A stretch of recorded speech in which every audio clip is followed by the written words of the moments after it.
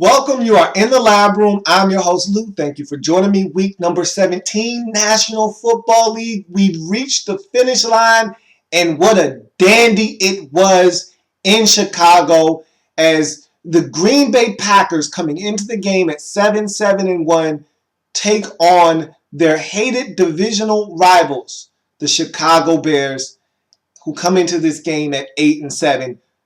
All of it at stake for the NFC North crown. It's family business, NFC North style. You know the motto. What happens in the family stays in the family. And these two family members can't hate each other more. So you know this is going to mean a lot for these two teams. Okay? For these two fan bases. Packers want to beat the Bears. The Bears want to beat the Packers. It's a rivalry that stands the test of time. And it's for all the marbles. It's for the division. It doesn't get much bigger than this for these two teams involved in this matchup. And for me, I actually wasn't looking forward to this game at first because there was no Aaron Rodgers. There was no build up to this game because who actually thought Matt Flynn could take this Packers team into Chicago and get a win? Not I. You're not going to get me to sign up for some Matt Flynn action in Chicago. I'll pass. But the minute I found out early last week that Aaron Rodgers was going to give it a go, he was going to play in this game, they were getting Randall Cobb back, my mouth started salivating. I got excited. I wanted to see this game. I was like, hell, take Philly Dallas with no Romo off of Sunday night. And I'm an NFC East guy. I'll take that before I take anything else. Take that off. Give me this game on Sunday night. That's how I was feeling once Aaron Rodgers was in this game. And I knew he was going to play. They were getting Randall Cobb back. Jay Cutler back. And I knew all the elements and all the stars were aligned for a classic. Put this one on Sunday night. That's how I felt. But what was done was done. This was going to be on Sunday afternoon. I said, hey, I'll still be able to watch one heck of a ball game. And I knew this was going to be a great game. And so the division on the line, 7-1 Packers, 8-7 Bears. Who knew a tie could be better than a loss? They always tell you a tie is better than a loss, but you always go, really? Really? Is a tie that much better than a loss? Well, here's an instance where you actually see that a tie is better than a loss. Let's get to this breakdown. 7-1 Packers at the 8-7 Chicago Bears. The Bears. Let's do it. Masterful opening drive by Rodgers ends in disaster with an interception in the end zone by Chris Conte. Here's a case of Aaron Rodgers trying to do too much. And again, this is what Rodgers does. He gets out of the pocket, things break down. You're scared of him. And this is the threat that is limited by him coming back from a collarbone injury. He doesn't want to run. He doesn't want to run unless he has to. And so the old Aaron Rodgers puts pressure on you because, hell, he'll run it. He'll run it and then pull out that championship belt. And you don't want to see him pull out the championship belt. So you're going to come up and threaten him, make him throw it. Then a guy like Randall Cobb or Jarrett Boykin or Jordy Nelson, James Jones is wide open in the end zone.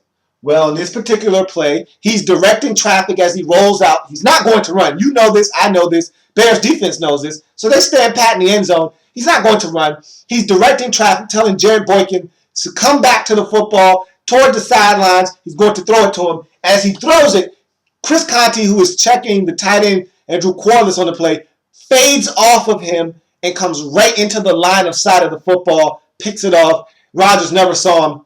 Great play by Chris Conte to peel off of his man, pick it off.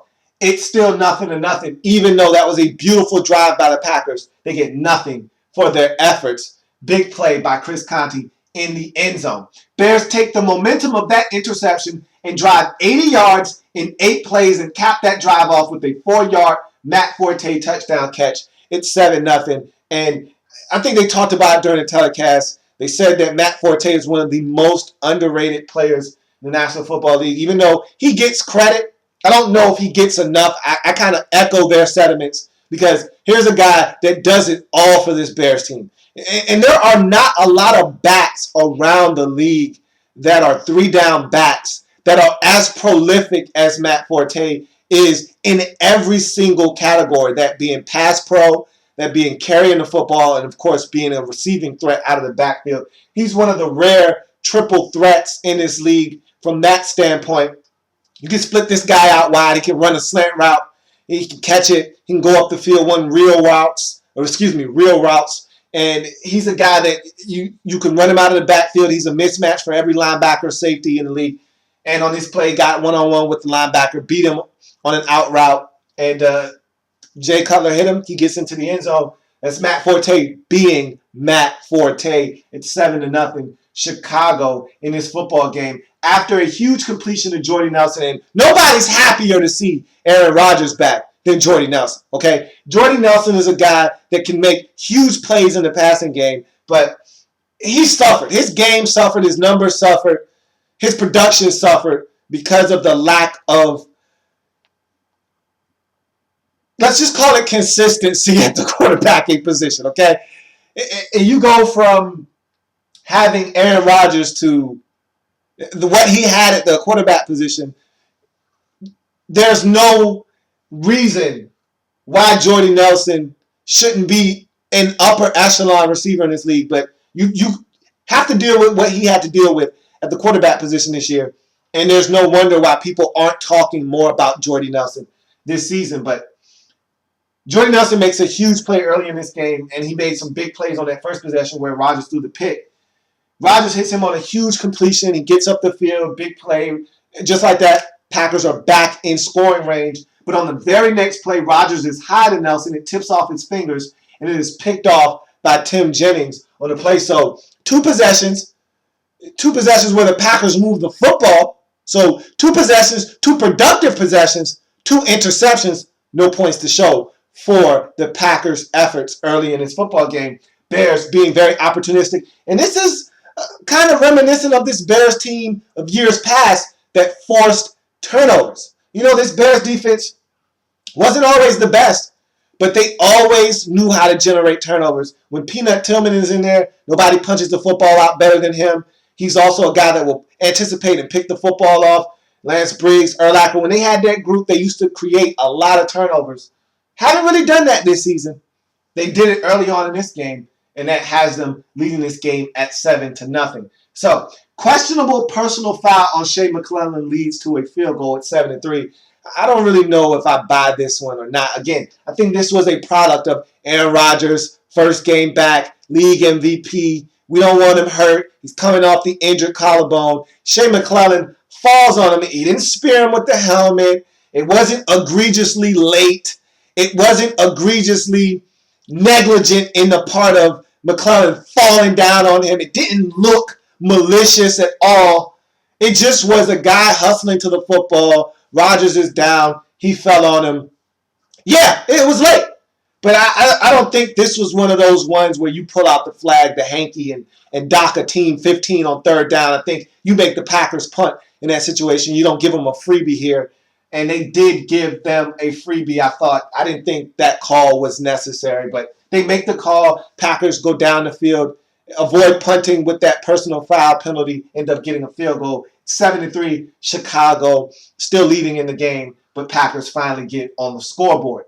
Bad Adam Potlish punt gives Packers excellent field position that Pack turned into an unusual touchdown. This is one of the freakiest touchdowns you'll see in the league. Not the first time I've ever seen this, but it's so rare because guys normally pick up the football, whether it counts or not. How many times do you see a play that you know, and they know, and I know that they know that you know that I know, that that play doesn't count?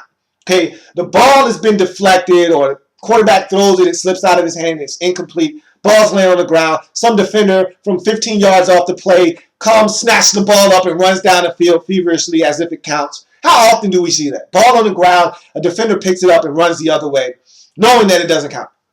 So it's rare that you see the quarterback actually get hit, and you can tell Rodgers did not want to run in this game because there were a number of occasions early in this game where he had chances to run, and he was holding on to the ball way too long. But he got away with it because he either found somebody or he ran and slid or he threw the ball out of bounds. This was a particular play where that didn't happen. He hung on to the ball way too long. Way too long. And he was just sitting and he was waiting, and it was good protection. Plenty of time. But at some point, internal clock has to go off. You either got to get out of there, throw it away, or find a receiver. He did none of the above. He just stood there, and he finally was going to unload the football. Julius Peppers comes from behind, hits him as he's throwing, empty hand going forward, which means it's a fumble, but the ball is knocked forward by Rodgers' arm, and so it looks like an incomplete pass. They throw out the blue beanie. When you see the blue beanie, you know it's a fumble. They're calling it a fumble. But nobody reacts. And I blame this on the linebacker sitting right there, and he's a veteran. He knows better. I'm talking about James Anderson. He knows better. Okay? He's standing right there. The ball's right in front of him. He's a veteran. Go pick the ball up. Instead, he runs right by it. Doesn't pick it up. Nobody picks it up. Then Jared Boykins picks it up. And he tries to pick it up. He misses. He picks it up. And he's about to throw it down on the ground. And Aaron Rodgers runs up to him. And the Packers side, and they made mention of this during the telecast. I thought it was brilliant on their part to mention this. They were closer to the Packers sideline. So you see everybody on the Packers sideline going nuts, telling him, go, it's a live play, go. Rodgers gets wind of it, tells him, go, go, go. And Jared Boykin takes off to the end zone. No one chases him. He gets in the end zone. He turns around like, what's going on? As he gets into the end zone, the official runs up, puts his arms up, touchdown. Wow. What a way to give up 7 if you're the Bears. That was an opportunity for you to force yet another turnover in your territory with the Packers threatening to score. Another opportunity for you to take points off the board. And nobody sees that opportunity. And the Packers get an unlikely touchdown on that play. That, to me, was that's a difficult one to swallow if you're a Bears team, especially ending up losing this game by 5. That's a tough pill to swallow there, knowing that you had a turnover right there and you just didn't take advantage of it. So Packers get an unlikely touchdown, but it's nonetheless a touchdown. It's 10-7 Packers at this point after the fumble recovered and ran in for a touchdown. Alshon Jeffrey never trusts a man with 2 first names. Fumbles, and it is scooped up by Morgan Burnett, then lateraled to Sam Shields, which leads to a Mason Crosby 27-yard field goal. It's 13-7 Green Bay at the half. So very low-scoring game. Much of what you expected from these two rivals in the NFC North. Hated matchup between two teams that can't stand each other.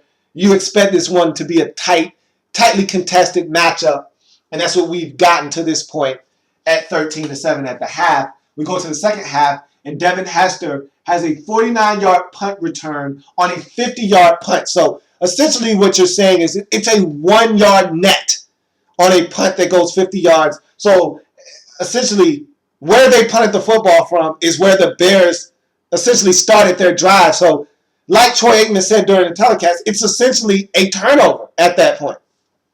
And so that leads to a Matt Forte 4-yard touchdown run, and it started to pick up after this point. After the Devin Hester punt return, this game picked up offensively, exponentially. I mean, teams were going up and down the field and making big plays back and forth and scoring. It was tit for tat. It was a very exciting second half, and it started with that Devin Hester punt return. It's now 14-13. Chicago reassumes the lead in this ball game.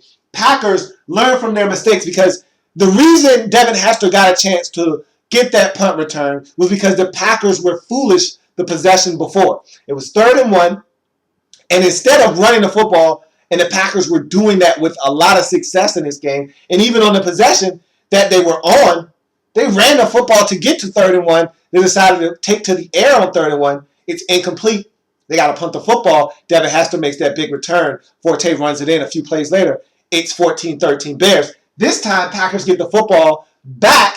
They learn from their mistakes, and James Starks breaks off a 47-yard run on 3rd and 1. And again, Packers were running the football effectively. Don't know why they didn't run it on the first 3rd and 1 in the second half, but they didn't make that same mistake the second time. They didn't make that same mistake the second time. Excuse me. They ran it on 3rd and 1 that time. Starks breaks off a 47-yard run, leads to a 6-yard Randall Cobb TD grab It's 20-14 Green Bay back in front. So I talked about the tit for tat back and forth, that action-packed second half. Here we go. Packers taking the lead after the Bears had assumed the lead. Bears respond immediately with a 67-yard Alshon Jeffrey, never trust a man with two first names, catch down the sideline, sets up a Matt Forte touchdown run. He did the rest on that drive. Huge catch by Alshon Jeffrey, never trust a man with two first names, for 67 yards. Gets them down to about the 22-yard line, and Forte literally ran every single yard the rest of the way. He was dominant on that possession and was dominant for much of the second half. And they get in the end zone on the legs of Matt Forte. It's 21-20. Bears back out in front. The Bears back in front by 21-20. We got ourselves a ball game, folks. And Packers aren't able to go back and get a score like the Bears had been able to do and respond. Bears finally get a stop.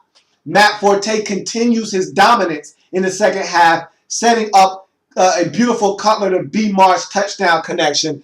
Again, Forte was dominant, whether he was catching it through the air, running it on the ground. He was dominant in that second half, and he sets up a beautiful fade to the corner of the end zone from Cutler to Marshall.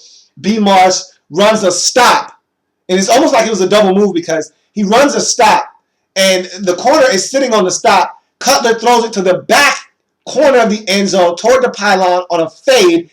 Marshall fades off of the stop, leaves the defender there, goes and gets the football, takes his eyes off the football, much like a center fielder. Again, Joe Buck making a great analogy to a center fielder who turns his back to the baseball, goes and locates it and tracks it down and catches it. Marshall did the same thing on this play. Ball was in the air. He sees that it's going to the back corner. He pivots, turns, locates the football, catches it. Beautiful diving catch back in the end zone. Great hookup from him and Cutler. It's 28-20. At this point, if you're a Bears fan, you're probably feeling really confident about your chances of winning this football game. But don't count this Packers team out. They got AR-12, Aaron Rodgers. And you know, that guy makes things happen. Poor tackling allows Jordy Nelson to have a huge play. They throw a hitch. And you know, the Packers have this built-in hitch where it's a run call. Aaron Rodgers looks at Jordy Nelson. If you're playing too far off, he just throws the hitch out there, tries to make something happen. They run that play, and it's more of a wide receiver type of screen play, but the Bears sniff it out. They're there. They got two defenders there. They both miss. They converge on the tackle. Jordy Nelson spins out of that poor tackling. He gets away from another defender, gets up the sideline, gets a huge gain out of a play that probably should have gained them all of 1, maybe 2 yards. Instead, it goes for a huge gain. That sets up a 6-yard field reversing touchdown run by Eddie Lacy. It's 28-27, and it was a beautiful play. Eddie starts to the right of the formation. There's nothing there. It's stacked up. He goes left. Aaron Rodgers says, hey, I'll help you. Gets to the outside. Kind of builds up a wall. A couple of blockers out there. He gets to the corner of the end zone. And he's playing on a bum ankle. So to see him out there gutting it out like he did, my respect level for Eddie Lacy climbs that much more. With each passing week, my respect for Eddie Lacy. And I never questioned Eddie Lacy's toughness. At Alabama, he was a tough as nails back. And he's been tough every single game in the National Football League. But my respect and admiration for him grows each week as he plays on these bum ankles. He went out and he gutted it out, and that was a heck of a run reversing the field. And scores his touchdown. It's 28-27. Joe Buck, Troy Aikman were debating on whether they should have went for the 2-point conversion at that time. I agree with McCarthy. You don't go for 2. You don't go chasing points. It was 11 minutes left in the fourth quarter. You got to assume that you're going to score more points. You can't go for 2 in that situation. The reason you can't, and Troy Aikman and Joe Buck are talking about it as if the only option for the Bears at that point is to score a field goal and go up by 4, which would still net you needing a touchdown. That's not what his thinking was. His thinking was, if I go for 2 here and I don't get it, and the Bears, which we haven't stopped all second half, goes down the field and scores a touchdown, that leaves me down by 9 in a 2-possession game, which gives me a very small chance of coming back and winning this game. Okay? Because if the Bears go down and score another touchdown, and let's assume with 11 minutes on the clock, they eat up 5 minutes of the clock and leave me 6 minutes left of game time. I need 2 scores. 6 minutes, not a lot of time to get 2 scores. Okay? And I haven't stopped the Bears all second half. So his train of thought was, if I go for 2 and I don't get it, the risk is much higher than the reward. I'll just kick the extra point. If they go down and they score another touchdown, so be it. We'll still only be down by 1 possession. We'll still have a chance to tie this ball game up and potentially win it. So I'm with McCarthy. You go for 1, kick the extra point, you're down 1. You got to assume with Aaron Rodgers at quarterback that you'll get down there again and score. You kick the extra point, give yourself a chance to win this football game. So I wasn't in the thinking of Joe Buck and Troy Aikman. I thought they were wrong. I thought McCarthy was right. Kick the extra point there. You're down 1. So you get a stop, which was rare in the second half of this Packers defense. You get a stop of Chicago. You get the football back. But now time is starting to dwindle, okay? A couple of possessions. Nobody does anything. Now it's about 3 minutes left in this game. You got to start going for it on 4th down. And so McCarthy goes for it deep in his own territory, around his own 25-yard line. Okay, it's 4th and about 2. They pick it up. They go for it again on 4th down. And again, another time where he's just like, hey, it's 4 down territory now, 4th and 1. They give it to Kuhn. He picks it up. So 2 monstrous 4th down conversions sets up the 3rd and biggest 4th down conversion of them all in this game. 3 4th down conversions. This is it. This is the ball game. They don't pick this one up. The Bears are going to win this game. It's late in the ball game. Less than a minute to go in this football game. You got to feel like if they can get a stop here, it's going to be a Bears victory. They're going to win the NFC North division. Crowds on their feet. They're raucous. It's loud. The Bears send an all-out blitz. Mel Tucker dials it up. I'm not mad at Mel Tucker for that. It's 0 coverage. You're dialing it up, and you're telling Aaron Rodgers to beat you. Go ahead. First game back. I'm bringing the house. Beat me.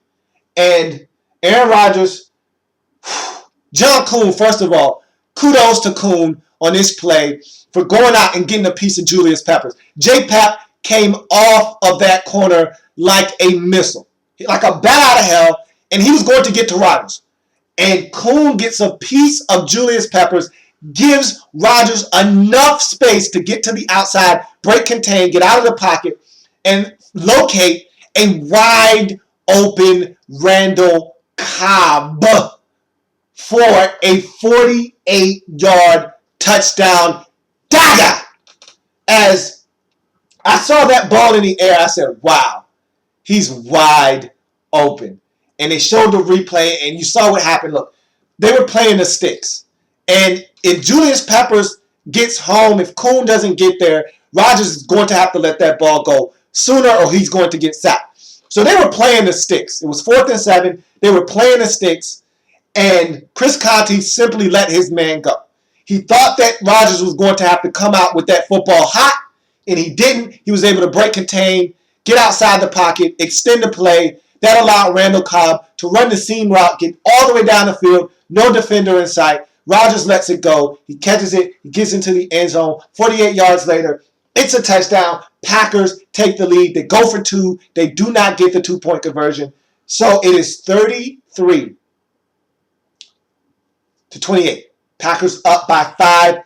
Bears have a couple of timeouts. They need a touchdown to win this game. You knew the Bears weren't going to go away quietly. They were going to try to win this football game.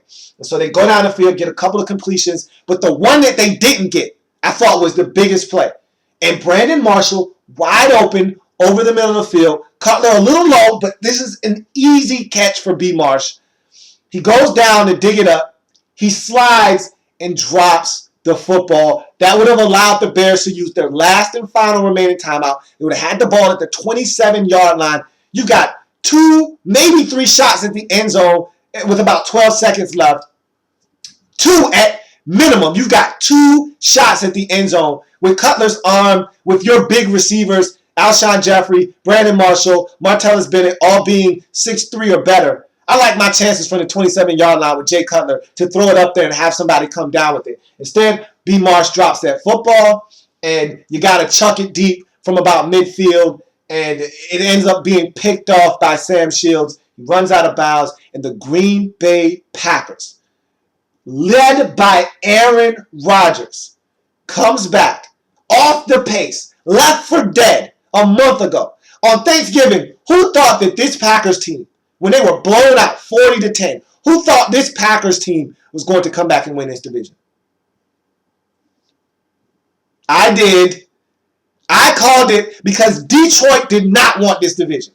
Chicago did not want this division. And I said a month ago, I said, if Aaron Rodgers comes back, if the Packers can some way buy enough time that Aaron Rodgers can come back, I said, and these are my exact words, the Detroit Lions are holding this division warm for the Green Bay Packers. That was me. That was me who said that.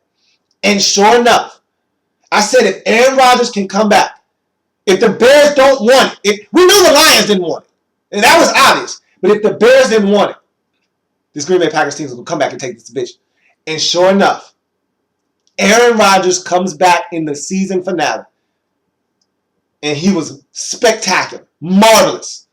And he gets it done in crunch time as the Green Bay Packers win the NFC North division, 33-28. Just a week ago, I was trying to take this division's automatic bid from them because I didn't like the way anybody was playing in this division. Now, with Aaron Rodgers back in the fold, I like this Green Bay Packers team. I like them a lot.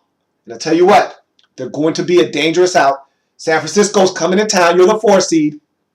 You got the 5 seed in the 49ers. It's going to be a tough matchup. But if anybody can beat the San Francisco 49ers, it's the Green Bay Packers at home.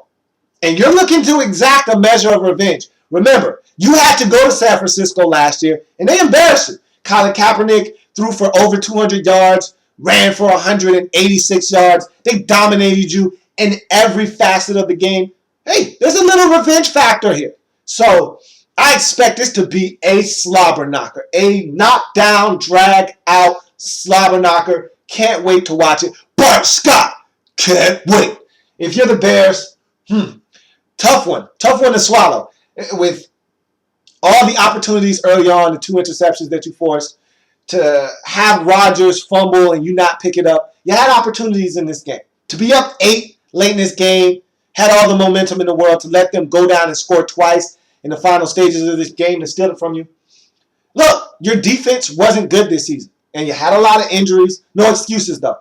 You had opportunities. You didn't get it done. You had a chance last week to clinch this, to make sure that this didn't come down to a win-and-end scenario. You had a chance to clinch it last week on the road against Philly. You laid in there. So you had opportunities. You blew them.